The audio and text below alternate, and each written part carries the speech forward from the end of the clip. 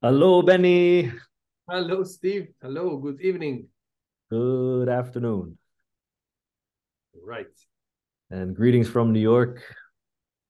And from Jerusalem here. Yes, spring has come. Yeah, we're not quite there yet. Well, it's officially spring, but in New York, we're just little by little. The Mhm. leaves are the flowers are blossoming and the sun is shining. So it's still a little cold. Yeah, same here. My allergy can tell. And so we are basically coming to the end of, I guess we've finished Lent and about to enter into the Triduum. And And so we just thought we would make a little video to kind of recap, to talk about our Lenten experience a little bit, the ups and downs of what we went through this Lent, and then also to speak a little bit about the Triduum, no? To speak a little bit about what it is, entering in, maybe some of the things that we're doing to kind of help us to enter into these next 3 days, and then to try to celebrate a beautiful Easter season, no? So Right. why don't you lead us off a little bit with how was your Lent? How was the experience? How was the Yeah. Definitely. Uh, it was a humbling experience for me because we all start off with the best wishes to ourselves and best intentions. I want to do this, I want to do that. So, I mean, for those who watched the previous video, you all know what were my commitments about Lent. I wanted to read the whole book of Deuteronomy, and I wanted to wake up an hour earlier to be able to do that. And I was fasting. I've been fasting from meat and sweets. And actually, this is the only thing I was able to to actually do. So I'm still fasting. Even though yesterday I had guests here in Jerusalem, and they asked me to take them to a specific place in the old city, and I bought a specific sweet that Arabs eat during Ramadan, and I didn't pay attention that it was a sweet, and I also ate it. And one of these guys, they are Jewish. They say, "Wait a moment. So you're telling me that you're actually breaking your fasting?" I said, "Oh my gosh, now that you say it, yes." So yesterday I had to sleep really last minute, but I've been quite consistent for this past 40 days. In Book of Deuteronomy, I read half, and waking up early, no way, man, no way. I've been so tired that I barely woke up 10 minutes before morning prayer. And then during the day, it was impossible to catch up. So I really enjoyed it very, very much, but I haven't been able to be consistent. Perhaps I will try to complete it even after Easter, and it doesn't have to be Easter. But I want to say that this has been a real Lent for me, because now, beside what were my goals, I think that God has spoken to me in different ways, and it's been very, very, very tough. There have been many, many truths about myself that I had to acknowledge, and in this sense, I think it was a successful Lent because I was able to listen to God, to hear His voice, and to see those corners which really need conversion in my life. So, I was set up to one direction, and actually, God came from the other side. And it's good. I'm not finished. I mean, I'm not finished at all, but it has been revealing, and I have learned many things. And as I said, humbling experience. yeah, beautiful. Because very similar. I relate. I started off with a lot of as always, we start off with a lot of ambition, a lot of ideas, a lot of ways that we're gonna live Lent and the things that we choose. And then for me, coming towards the end, just realizing that I was really I just couldn't get going. I couldn't find a good routine just because my life during March, I was home in my house maybe 5 days of the whole month, because we had a retreat for the young people. That was 10 days. My sister got married, So I was there, a big celebration with my family. And then a few days later, I went to Ecuador because we had a volunteer kind of trip with university students. And I was there for 10 days. And so basically, the whole month of March was almost all of Lent was this kind of back and forth and living in different places, living out of a suitcase and from one event to the next. And then even when I'm coming back home, just tired, recognizing, okay, I'm not that old, but I'm definitely getting gray. And 38 years old, you feel that it's harder to, you feel like it's harder to kind of recover. So I just recognize that, I can't so easily move from one thing to the next. It takes me a couple of days to kind of recuperate. And so just recognizing that even when I was home, a little bit difficult to pray or to trying to catch up with emails and all that kind of stuff. And anyways, it was, but kind of what you said at the end, I set out to kind of experience Lent in my own way and to kind of, set out that this is how it's going to be. This is what I want to do.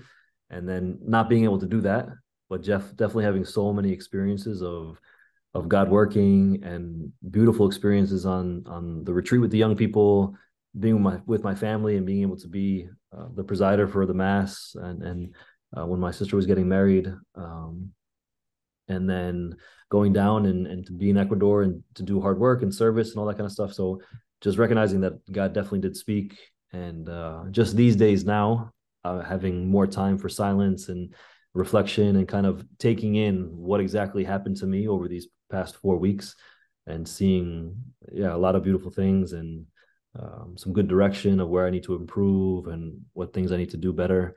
Um, so it was definitely not the Lent that I expected. But as always, God works. No, that it was the Lent that I needed. No, that God came to me in the way that I needed Him to come to me, and not necessarily how I wanted or how I expected, which is beautiful. So, still taking these next couple of days and yeah, to kind of continue to go through my experiences. But so at the end, I'm grateful, even if it didn't work out exactly how I wanted it to. I'm grateful exactly for this, not even though, exactly because have not been in control. I think that it's the whole point, it's the whole game to surrender control and just to make ourselves available to God. And God is free. I mean, God is a person and is alive, and he has his own will. And we engage in a relationship. So okay, we have our proposal, but then the other side can also decide to take us on a different trip. Yeah. So I think it's been a successful thing for both of us, Yeah. and this is also something that we want to share with our people. I mean, don't think that our as priests, we know everything and we follow the rules, and it is as difficult as it is for all of us. But if you keep an open mind, if you keep an honest attitude, then things happen. Yeah. I want to share that it's been a very challenging season for me at the personal level, but also at the congregation I lead. We went through many, many, many shocks. Like Israel is really in turmoil. I mean, the United States as well, right now, right today, these days. But I mean, here it's been very, very tough, and we have gone through different, very, very difficult things, and we endured it with faith and confidence in God and praying. And just today, I received a beautiful message of someone telling me that finally she was granted some rights that were taken from her. It gave me a lot of joy knowing that God knows how much He can stress you up Yeah. somehow, Stress you and out. then He knows when He has to release. And now we are in the Holy Week. We are already. We are already going with Jesus, following Him. Every day, it's so powerful. The readings we are reading are so strong, so beautiful. I hope you read the blog. Yeah. And so what are some things now that you're gonna do to enter into the Triduum? Some things that are gonna help you, or some practices, or I mean, for you it's a bit different. I've been being in Jerusalem. Being a pastor, you don't have to plan. I mean, you have to do certain things. In our congregation, there is some extra work because, as you know, our chapel is quite small. We accommodate 100 people, but every day of the Triduum, we have to change the chapel completely because Holy Thursday, we move the altar to the center and we sit around the altar. And then on the next day, everything changes. And then Saturday, we have beautiful decoration, very simple, but very beautiful, very solemn. And the same on Sunday. So it's a lot of practical work. That's why I took 2 days off, today and yesterday, just to be in silence with God, with our Mother Mary, and try to put my heart together with Jesus, because now I know that from tomorrow till Sunday, Monday, that's gonna be like a boom, boom, boom, boom, boom, boom rhythm, and I like it. I love it. There's a lot of adrenaline. Actually, I'm praying for the aftermath, because then there's this. Yeah, the decline. Exactly. So, but all normal things, and of course, people will want to come to confession Yeah. in all this mess, and I will find time for that, definitely. Yeah. Yeah. Amen. And a little bit different for me because I'm not a pastor. I live in a community of 17 and we have a high school. We don't have a church. So we do help out at different parishes, things like that. But it's way different than having your own congregation and having your own, your parish that you have to lead and organize all the events. So Thursday we'll have something with the students at the school, and then Friday we have a day of recollection for ourselves. So we get to go to a place and really just have it's with some of the sisters, and just a day for us to reflect and to be peaceful. And then Saturday as well is a pretty laid back, peaceful day. I'll get to celebrate my first Easter Vigil Mass, going back to my high school. So I'll go back to my high school in Connecticut and be able to celebrate Easter Vigil there. So really excited for that. And then Easter Sunday with the community, we go out and celebrate different masses at the different parishes, but then we'll have a nice gathering all together as a community. So, but one thing I am trying to do is to just kind of make sure that I do, like you said, take these times before it starts, but going through the gospel, like the passion narratives, and just making sure I can hear the story over and over again, right? We've heard it so many times, and it can become very just nonchalant that I've heard this before and we miss. So really trying to spend some time and read again and sit in silence and follow the different characters and see Jesus and see the other people who are there and the way the gospel writers narrate and the different things that they say. So there's a lot of beauty there, but sometimes yeah, not spending enough time just to sit and to read and to pray through it. So that's what I'm doing these days. Try to enter into that this Triduum. Very nice. And actually, I'm also going to do something for the first time in my life. Is the washing of the feet. Because even though last year I was already the pastor of our congregation, I let our former general vicar do it, so I didn't, and it will be my first year. I feel very, very excited and also scared. It's something. It's a challenge for me, but I'm happy to do it because it's not about me. I'm just giving Jesus a body to redo what he did. Because actually, the most beautiful thing of the Triduum is that we redo what Jesus actually did, step by step, and that's why it is one celebration in 3 days. If you will not, I mean, I hope the priest will celebrate on these days, will do it the right way. But for example, you open with the sign of the cross on Holy Thursday, and then you're not going to do it until the final blessing of Easter Vigil, because it is like one big mass, one big mystery. So on Friday, you take off from where you left the day before, and on Saturday nights you just continue from what you left, from where you left on Friday. Yes, Saturday, Friday. So this is huge. This is a huge thing. These are the most important and the most sacred days of the year, and I really wish all our watchers and followers to live a meaningful experience. Yeah. Yeah, and one of the things is just being able to show up. And I think that we tell our young people that all the time is, they want a relationship with God, but they don't realize sometimes the sacrifice that needs to be that we don't control God, but we do have to show up. So we don't know how he's going to work or when he's going to, but we need to participate. We need to go to the service or make sure you're praying in your room or finding the time for silence.